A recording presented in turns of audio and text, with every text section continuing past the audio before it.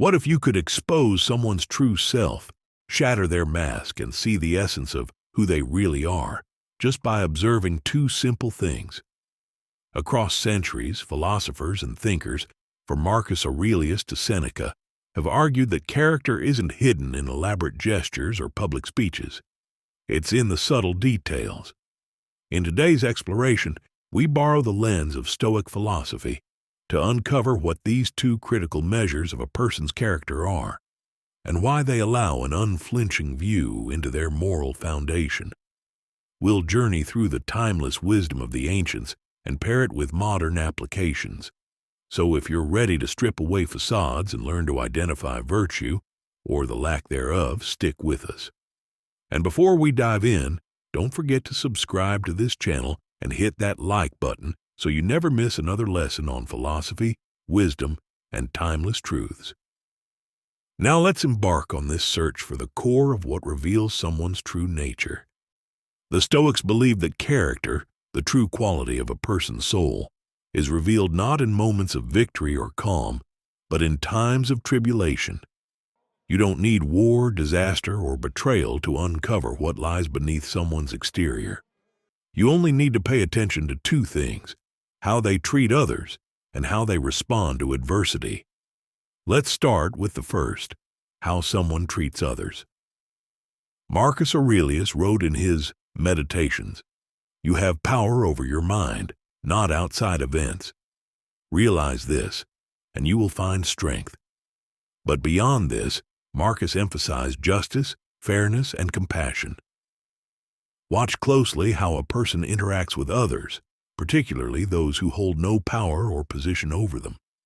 Do they show patience, compassion, or do they treat others as expendable, rushing past servers, scoffing at strangers, and blaming mistakes on colleagues or subordinates? Consider this: almost anyone can be kind to someone they need or admire. But the test of virtue lies in how they treat the vulnerable. A colleague who treats you with warmth but is curt to the janitor, impatient with the waiter, or dismissive of the receptionist is informing you loudly of their character. Actions, as the Stoics taught, always speak louder than words, and no hollow smile can mask how someone truly thinks of others. Now let's move to the second measure, how someone responds to adversity. The Stoics often referred to life as being like the weather, constantly changing, unpredictable, and sometimes harsh. Epictetus, the former slave-turned-philosopher, famously stated, "It's not what happens to you, but how you react to it that matters." Watch how someone handles discomfort, failure, or loss. Do they lash out, blame others, or wilt under pressure? Or do they compose themselves, face the storm, and adjust their sails?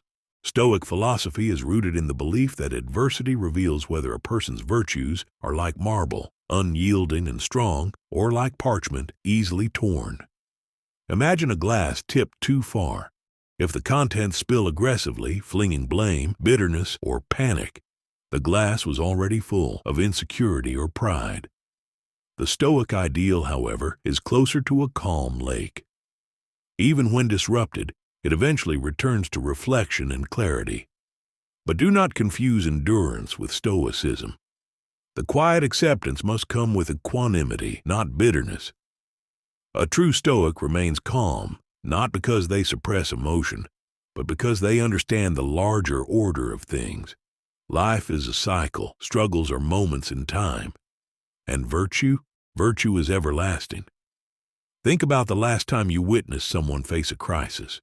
Were they calm, controlled, and solution-oriented? Or were they quick to crumble or to blame others? Did they carry themselves with dignity? Or did the tribulation expose unresolved fears and poor preparation? Two tests: action toward others and reaction to life's upheavals. Together, they reveal a person's moral center, their virtues, and ultimately, if they are someone within whom you can entrust your time, energy, or trust. Conclusion: so if you want to gauge someone's true depth, forget their words, forget their achievements, and even forget their torments or triumphant headlines. Instead, ask yourself two simple questions.